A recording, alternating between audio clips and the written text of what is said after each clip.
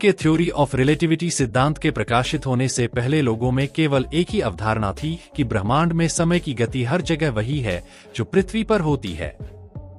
उनका मानना था कि समय जिस रफ्तार से पृथ्वी पर गुजर रहा है, उसी प्रकार ब्रह्मांड में दूर कहीं किसी दूसरे ग्रह पर भी समय इसी रफ्तार से गुजर रहा होगा। लेकिन आइंस्टीन ने लोगों की इस अवधारणा को गलत साबित कर समय की एक अलग परिभाषा दी।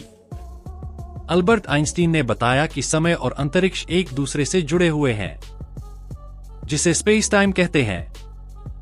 समय एक 4th डायमेंशन यानी चौथा आयाम है और समय की गति को धीमा या तेज किया जा सकता है।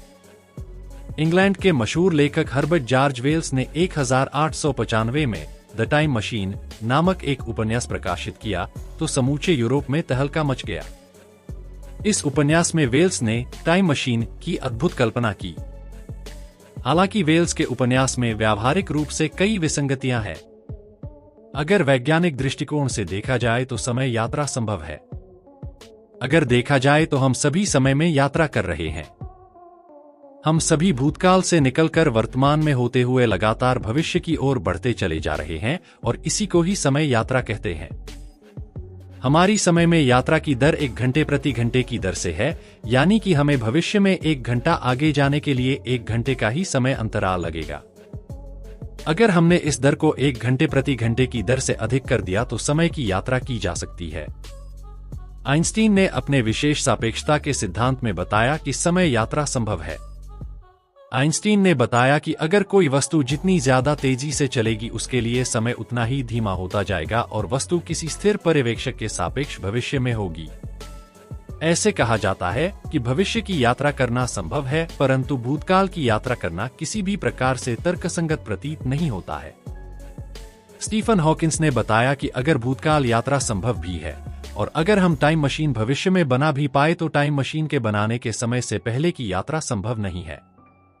आइंस्टीन के विशेष सापेक्षता के सिद्धांत के अनुसार जब हम प्रकाश की गति के निकट गति पर यात्रा करते हैं तो बाहरी दुनिया के सापेक्ष हमारे लिए समय धीमा हो जाता है। इसे समय फैलाव टाइम डायलेशन कहते हैं। यह सिर्फ एक अनुमान या विचार नहीं है, इसे मापा गया है। 2 परमाणु घड़ियों, एक जेट विमान में उड़ने वाला तथा एक पृथ्वी पर स्थिर का उपयोग करके भौतिकविदों ने बताया है कि जेट की गति की वजह से उसमें रखी घड़ी धीमी गति से चलती है। ग्रेविटी, यह विधि भी आइंस्टीन ने ही दी है। सामान्य सापेक्षता के सिद्धांत के मुताबिक जितना मजबूत गुरुत्वाकर्षण लगता है, समय उतना ही धीमा चलता है। जैसे ही आप पृथ्वी के केंद्र के करीब आते हैं, गुरुत्वाकर्षण की शक्ति बढ़ जाती है।